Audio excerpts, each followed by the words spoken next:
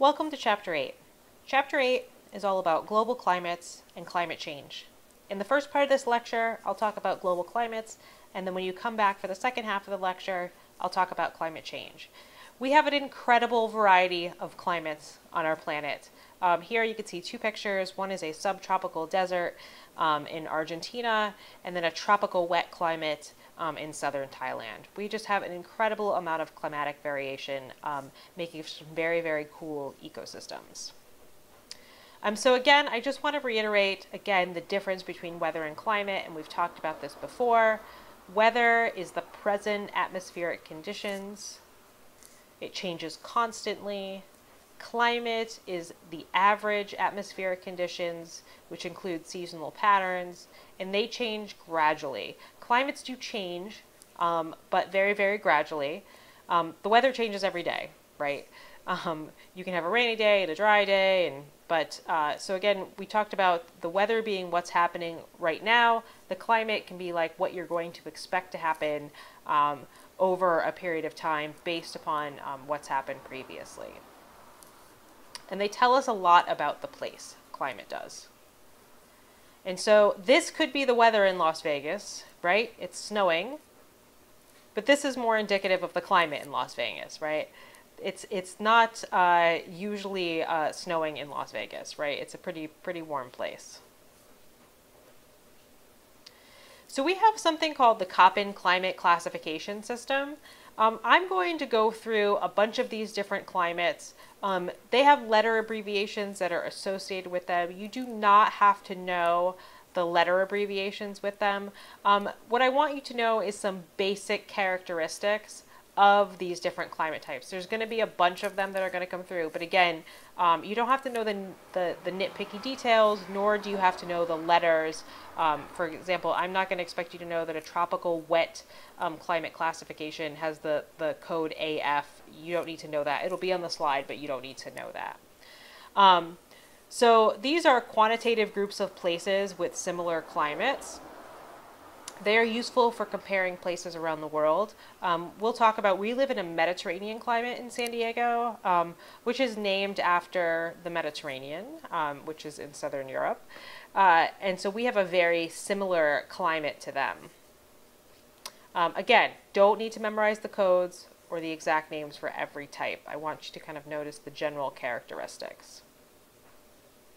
And so when here you can see a global climate classification map, and again, just to point out, here is we are in a Mediterranean climate, Southern Europe, Mediterranean climate, right there. But when you look at a map like this, you could say, you know, the conditions here are going to be pretty similar to the conditions here, are going to be pretty similar to the conditions here. And you should notice a relationship. Here is a map of climate types. Here is a vegetation map. They kind of follow similar spatial schemes. Vegetation is largely dependent upon climate, especially with concerns to temperature and precipitation. Certain types of plants can live in certain environments. You're going to go on after this part of the lecture, and you're going to look at Google Street View for a variety of places that have different types of precipitation. They're all on the west coast of North America, but they have dramatically different climates as you go from south to north. And so what controls climate? And by control, I mean what contributes to the climate? Why do we have certain types of climate in certain places? And there are several things that control climate. The first one is latitude, which we've talked about a lot. How far you are away from the equator or how close you are to the poles. The next one is elevation. Generally speaking, the higher up you go, the cooler it is. Continentality, the distance from the coast. Pressure patterns, we've talked about high and low pressure. Areas of low pressure get more precipitation than areas of high pressure. Wind patterns, if you have trade winds that are blowing warm, moist air from the ocean, you're going to have different precipitation. Topography, so in order to have orographic lifting, which is when air lifts up next to a mountain and you get rain, right, that is a specific topography that comes with that, as opposed to if you have a large flat landscape like we do in Tornado Alley where we can get tornadoes. All of this is review. We talked about all of these previously, all of these climate controls. We're going to look at a lot of these climographs, which I've showed you, I think, once before. But basically, there's kind of these like handy dandy little thing that lets us see what the climate is like a place. So this one is for St. Louis, Missouri. You can see in St. Louis, Missouri, here is the temperature right here. And you can see that it is coldest January, December, right? It's in the northern hemisphere. So it's got its winter then. Warmest in June, July, and August. Has pretty, a little bit more precipitation in the spring, but a decent amount of precipitation all year long. And this is a little dot showing you where it is. Some of them have a little dot with the map showing you where it is. Some of them don't. But these climographs are kind of a really useful snapshot of what the weather looks like in a place. And so if you look at this climograph, which is for some place different, most of the rain occurring in the winter. June, July, and August, it's very, very dry. Temperature gets warmer in the summer, but you don't have a ton of temperature variation. It's between the low 50s. This is average temperature, mid to high 70s. And so you could guess that this is for San Diego. We kind of have this pretty constant thing, but we only really get rain in our winter. So the first climate I'm going to talk about is tropical humid climates. They only occur in the tropics, between the Tropic of Cancer and the Tropic of Capricorn, those two latitudes that we talked about before that are very important. They are warm and wet. They have varying precipitation patterns depending on how close they are to the ocean. But all of these tropical humid climates occur in the tropics. And so the first one we're going to talk about is tropical wet. So these are all tropical humid climates. So here's a picture of one in Malaysia. So again, lots and lots of vegetation. You can see here, this is in Peru, right? We're pretty warm all the time. We're always about, 80 degrees or 90 degrees. Lots of precipitation year round. We do have some precipitation pattern here, but again, always, always wet, always, always warm. And when you look at daily rainfall in these places, you typically it's kind of dry overnight. As everything heats up during the day, you wind up getting this massive late afternoon rainstorm, and then it will repeat itself. So thunderstorms or heavy rains in the afternoon are pretty common. So again, close to the equator, always warm, always wet. They get that rain from that ITCZ and convection. They get trade winds from the coast blowing even more moisture there, and you get this tropical rainforest vegetation. Tropical savanna, which also occurs in the tropics, is a little bit different. So it's a little bit closer to the tropics. It's north or south of these tropical wet climates. The ITCZ is ahead over in the summer, but not during their winter. So in the summer it gets very, very wet, but when the ITCZ is far away in the winter, it gets very, very dry, and you wind up getting these savanna-like grasslands that will turn kind of brown in the summer. And so remember, the summer in South Africa is happening in December, January. This is they're in the southern hemisphere. But then in spring, you're going to get a ton of rain. So there is quite a bit of vegetation, but it fluctuates a lot. So you can see here Acapulco, Mexico, and Normanton, Australia. We have reverse precipitation patterns because we're on opposite sides of the equator. This is in the southern hemisphere. This is in the northern. But again, those temperatures are always pretty warm.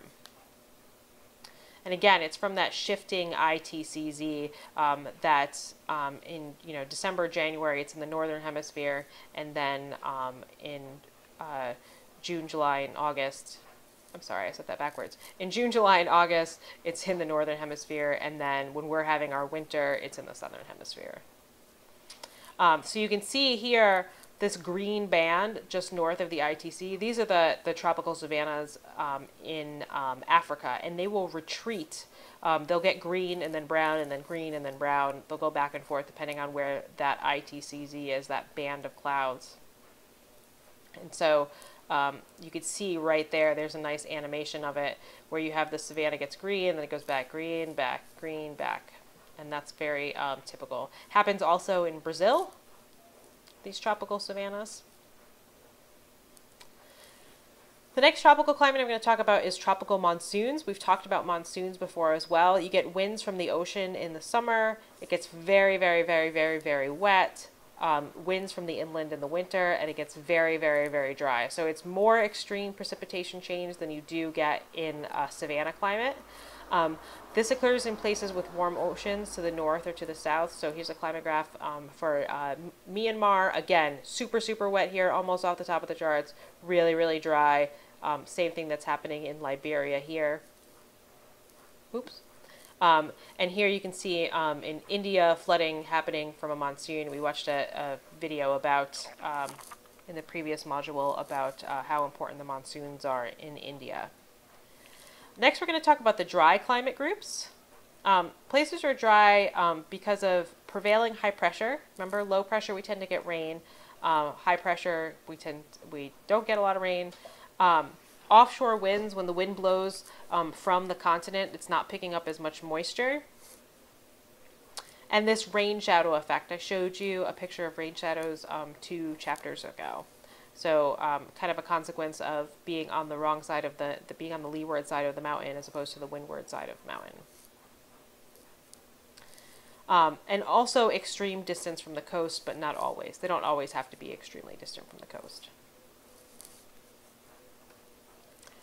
So the first one in that group is the subtropical deserts. So Arizona exists in a subtropical desert. So you're away from the ITCZ. The ITCZ is not really affecting your weather anymore. You're always in this area of high pressure. You're often in a rain shadow, often on the western edges of continents, near cold currents. So you have that trade winds coming from the east, not picking up any moisture because you're pretty far from the coast. And you can get some rain in the summer from convection, right? Arizona does in the desert can get rainstorms in the middle of the summer. They're usually brief. It just happens because it gets so hot that warm air rises and eventually some condensation occurs. But you can see over the course of the year, not a lot of rain, definitely drier in the summer. And so you can see the opposite temperature things because we're on opposite sides of the equator here. Right, Yuma, Arizona is having their summer then. You can get pretty big temperature shifts in the desert. Like it's always pretty warm, but it can get pretty darn cold at night in the desert in the winter. And again, these are occurring where these bands of these subtropical highs are happening. So you're not getting a bunch of rain.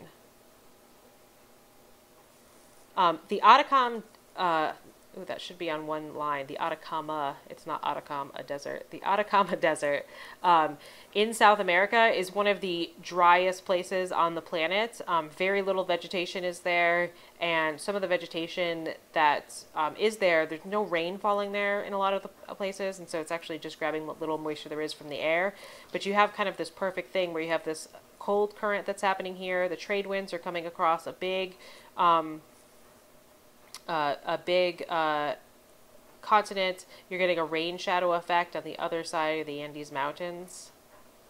It's, if you look at some pictures of the Atacama Desert, it is an incredibly, incredibly dry place. So we get these coastal deserts near these cold currents.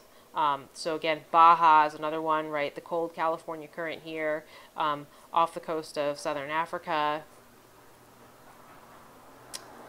The next dry climate type we're going to talk about is the mid-latitude deserts and steppes.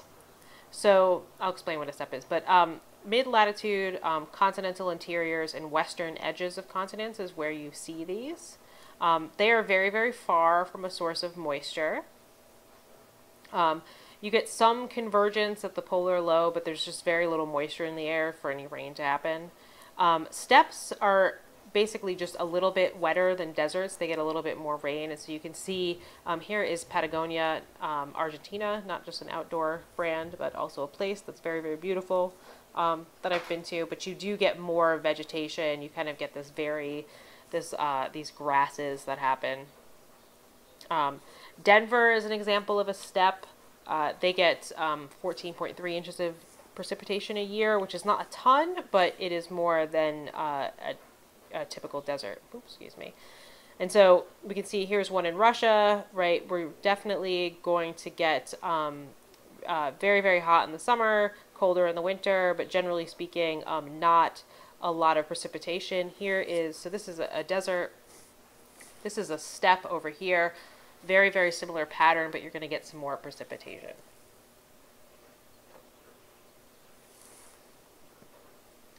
Next are the mid-latitude climates, and again, we're just traveling farther away from the equator.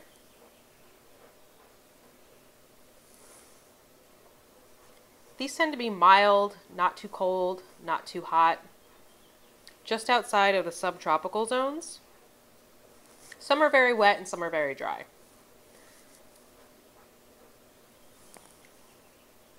The first one I'm going to talk about is the Mediterranean climate, which is what we live in. And so if you look at a map, where are they all located? On west coasts of places between 30 and 45 degrees latitude. In winter, you get winds from the ocean and it gets wet. In the summer, you get winds from inland and it's pretty dry. You get cold currents near subtropical highs, so overall it is pretty dry. It's not a ton of precipitation. Here is our coastal sage scrub in Imperial Beach, which is a very kind of typical Mediterranean landscape. Very moderate temperatures. Here's a climograph for LA and one for Cape Town, South Africa. Cape Town, South Africa, this is their winter when they're getting their rain. So do get some rain, but generally really mild temperatures, right? San Diego has some of the best weather in the United States. And so here are some other Mediterranean zones. This is Valparaiso, Chile, Cape Town, South Africa, Trogir, Croatia. And you can see they all have like very similar vegetation types. The next is the marine west coast, which these are the west coast between 35 and 60 degrees. North and south of Mediterranean climates, depending on if you're in the northern or southern hemisphere. Very, very wet winter, drier summer, but you're still getting a decent amount of rain, right? Pretty darn green there. Sitka, Alaska is this type of climate. So drier summer in Sitka, but still a lot of precipitation year round. They exist along a polar front. They get lots of cyclonic storms that take place there. But, you know, very, very green in the summer and in the spring, and not as cold as inland ones. Humid subtropical, which occur between the latitudes of 20 and 35 degrees. I want you to also remind you, you do not need to know the latitudes of this. It's more for our discussion. These happen on east coasts, right? So we were just talking about west coasts. They have very, very rainy summers, warm summers, mild, damp winters. So Hong Kong is an example. They're the opposite of Mediterranean, basically.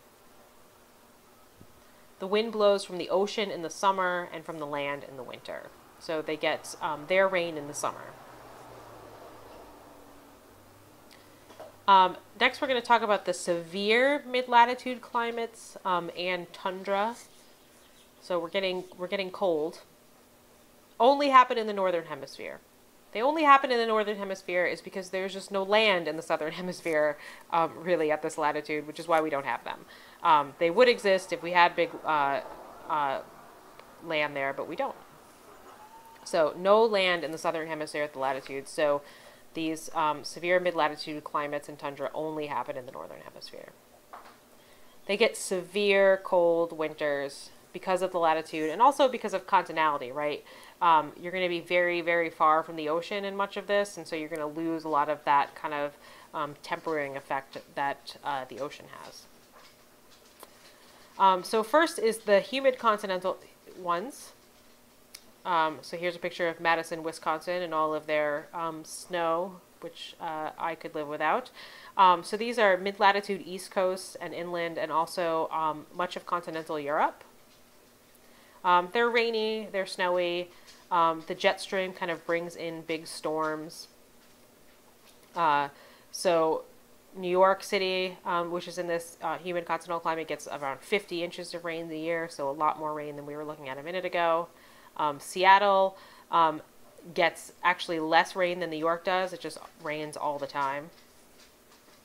They have a really large temperature range. Here's a temperature range for Chicago, Illinois, and for Shenyang, China. And so you can just imagine, like, if you've been to Chicago or ever lived in Chicago, really, really cold in the winter, but really, really hot in the summer. The next is subarctic, and now we are really getting out of my comfort zone of temperatures. High latitudes, usually inland. This is Yakutsk, and this is Upernivik, Greenland. They are cold, very cold, but they still have huge temperature ranges. So they're never going to get much warmer than the 50s, but they'll go down to minus 20 Fahrenheit. So that's still a huge temperature range. Relatively dry year-round. Not lots of rain happening here. They will get some thunderstorms in the summer, but generally speaking, pretty darn dry.